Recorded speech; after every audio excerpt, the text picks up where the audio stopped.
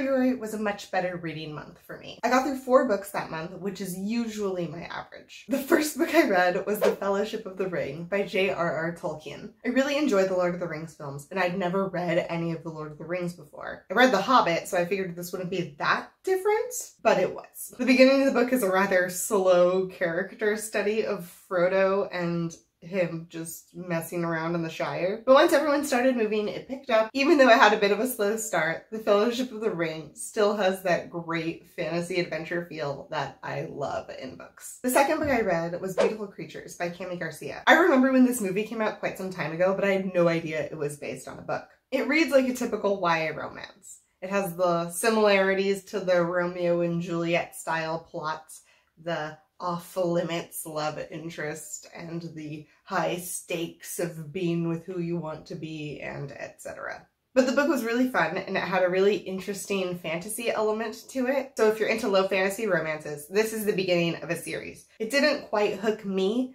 so I don't know if I'll continue reading or not. The third book I read was Hunted by Megan Spooner. This is a classic Beauty and the Beast retelling with the modern day twist of Belle being independent and not really needing any help. It has some really good fantasy elements that really develop the world that the characters live in, and the characters are really interesting with how their personalities contribute to the plot of the book. I personally want a little bit more of a twist if I'm going to read a retelling, but this is a fun one. The last book I read in February was American Gods by Neil Gaiman. This book is a really interesting study on American culture and society, and it has a really good gritty feel to it. It follows a human who has just been released from prison and somehow finds his way into working for a god. All of the characters are really interesting and develop really well, and the story moves really well.